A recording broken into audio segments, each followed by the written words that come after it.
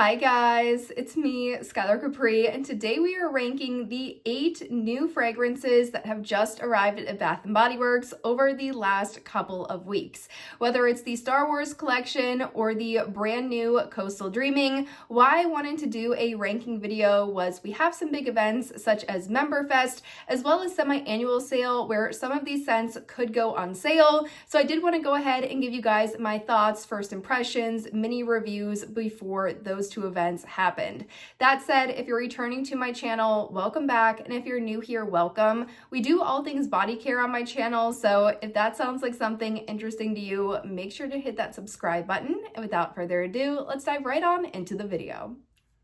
All right, you guys, I'm gonna sit on this side of the screen and put some images up right here. We do have 8 fragrances to be ranking, and although I usually put the Fine Fragrance Mist on the screen, because 2 of these are more targeted for the men's line, they don't have fragrances, they have colognes, so instead I'm putting the body creams on the screen. Now, of the 8 fragrances, how my ranking videos work, I will always start with my least favorite and move my way up to my most favorite, the number 1 spot. So the video starts off a little bit negative. That is because these are the fragrances that just aren't my favorite and my cup of tea, but as the video goes on, you will definitely see it getting a little bit more positive. That said, let's go ahead and start with the fragrance that is going to be coming in at last or 8th place. It's part of the Bath & Body Works x Star Wars, The Mandalorian, and Grogu collaboration, and that is going to be, unfortunately, Bounty Hunter. Now, I absolutely love the packaging. As a Star Wars fan, I think this looks wonderful, especially as they are embodying the Mandalorian into packaging. I think the armor looks great. I think overall, they did a really solid job on the design of this package. The problem I have, though, is the actual fragrance. Now, the fragrance notes are Beskar sea salt, solar woods, and protective patchouli, and I honestly think just the sea salt competing against the patchouli gives this one an extremely bitter smell. And while I know that these are definitely more targeted for the men's line, the men's collection, there are fragrances in the men's collection that I really love, whether it is Ocean or Mahogany Teakwood or Whiskey Reserve. I definitely go in with my fiance and we definitely look at all of them. So I do like the men's fragrances. It's not that just like this is a men's fragrance, so I wasn't gonna like it anyways. It's just so bitter and salty. Definitely not something that I would pick up for my fiance, but just not a fragrance that I ended up liking. Although the packaging, though, 10 out of 10 packaging, absolutely loved the packaging on this one. So that one is unfortunately coming in at last place.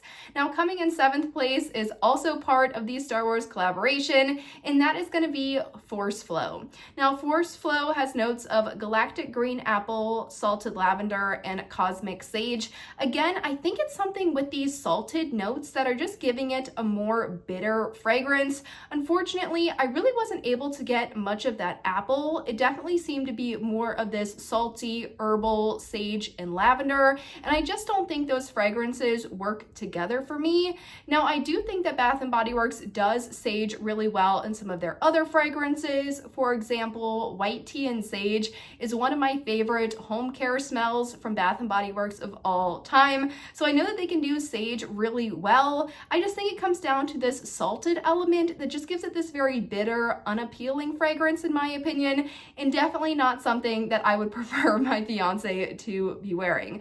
So unfortunately, the Star Wars collaboration does rank in the bottom 2 for me, but when it comes to packaging, I think they did a really great job with this collection. I'd like to see more Star Wars collaborations in the future, hopefully some for the signature collection as well as some for the men's collection. Now, up next in 6th place, this one actually surprised me because I like it in the candle, but it just didn't translate well in the body care, and that is unfortunately going to be Neapolitan ice cream. Packaging on this looks wonderful. I honestly think this entire collection is just very nostalgic, more old school Bath & Body Works, so I am a huge fan of the packaging. Honestly, I think all of the packaging, I think just this year has looked really nice, so love the packaging, but the scent, you guys, this one is not for me, at least in the body care.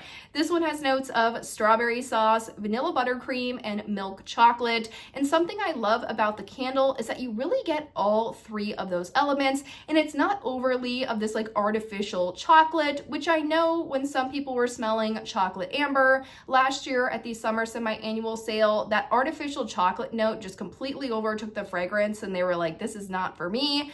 Unfortunately, what some people got off that chocolate amber, I get with this Neapolitan ice cream. I cannot smell any strawberry sauce whatsoever. The vanilla buttercream is just giving it a creaminess. Instead though, I get a super artificial, almost chalky milk chocolate that just completely ruins this fragrance for me.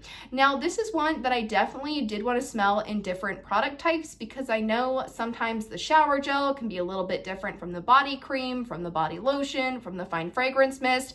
However, I just really was getting this strong artificial chocolate note across the board, regardless of product type, which is a shame because in the candle, it's so layered and complex and beautiful. It just unfortunately, at least on me, or at least to my nose, wasn't able to translate in the body care. So that one is going to be coming in at 6th place.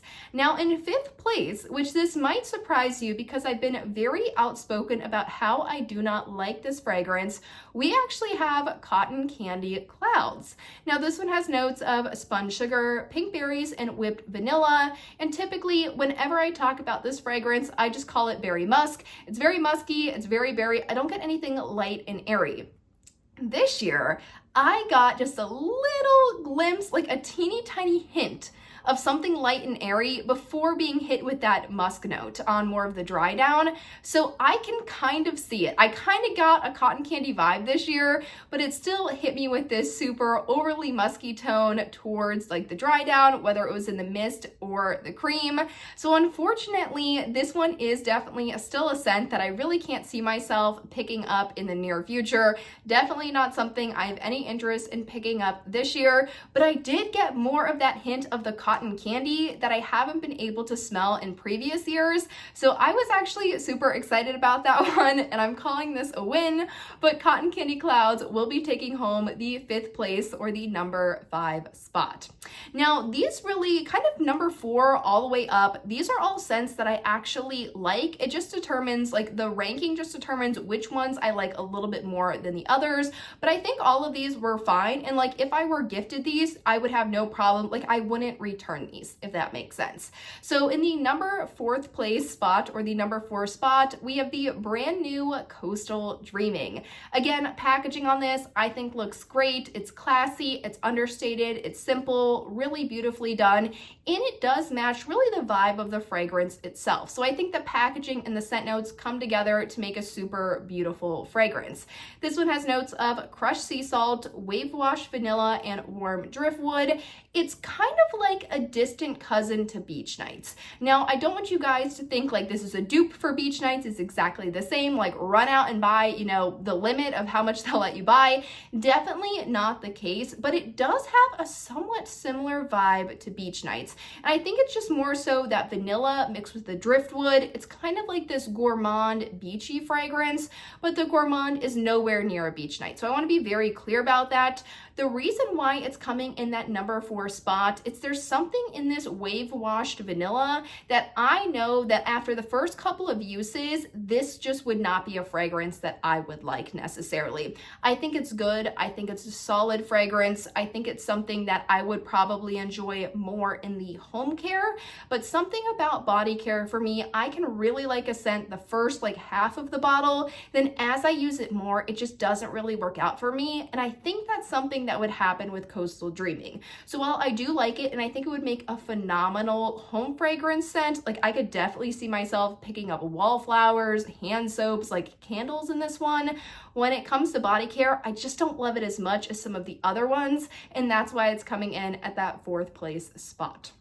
Now, coming in third place, so we are officially on the podium, we have one that's a long-standing favorite of so many people, a long-standing favorite of mine. I don't think there's a year that's gone by where I haven't used this in either like a pocket pack, a hand soap, or body care, and that is going to be Firecracker Pop. Now, Firecracker Pop and all of these were already in my store, so I know some people were like, ooh, okay, I saw some of these, didn't see some of the other ones. This is not on a central display though. This is on the wall with the rest of the signature fragrances. In my store, it was like At the Beach, the Vera Bradley collaboration, and then Firecracker Pop towards the bottom. So definitely, if you are going into store, make sure you check the wall. Don't just check the center display tables that have more of the new stuff, because Firecracker Pop has returned, and it's returned in this super cute packaging. Again, I think the vibes we're getting this year is more just nostalgic, classic Bath & Body Works. So I actually really like this. Now, one thing I don't like about this is that I didn't see a body lotion. I just saw the cream. We did see body lotions in the other more typical summer collection, so that's good for us body lotion users, but I was a little disappointed not to see the body lotion for this one. That said though, Firecracker Pop from a scent notes perspective has red cherry, fresh citrus, and juicy berry. It's juicy, it's fruity, it's fun. It's a lot of people either Memorial Day fragrance or a July 4th fragrance. It really does smell like those Firecracker popsicles. Super bright, fun. If you're looking for something summery, but you don't want to go kind of a tropical beachy route or something overly gourmand like you're going to see in more of that traditional like summertime sweets collection, definitely think a Firecracker Pop could be right up your alley. Moving on into second place, this is one that I was a little bit surprised about because I didn't know how the scent notes would transfer into body care, like how they were going to do this one.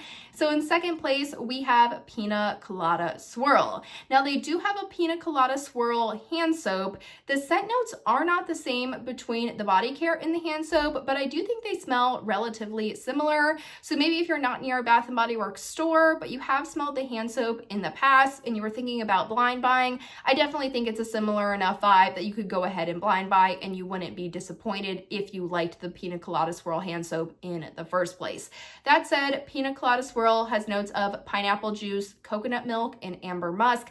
It smells identical to a Pina Colada. They also have kind of this warm sun vibe into the fragrance. I don't know if anyone else has kind of gotten this really warm, I don't even know how to describe it. It's like rum without alcohol, like the warmness of a rum style fragrance of the sun all day, but like not, I'm doing a terrible job, but let me know in the comments down below if you know what I'm talking about. This is such a bright Pina Colada fragrance with this nice warmness to it, probably from that amber musk. Now, I want to be very clear, this does not have any boozy vibe to it. So if you don't like anything like bubbly, or you don't like anything that can lean a little bit boozy, you definitely don't get anything of that realm in this Pina Colada Swirl. You really just get kind of this pineapple juice with a slight coconut creaminess to it, but I think it is that amber musk that really does warm up the fragrance or gives this warming effect, either like from the sun or maybe from a rum component.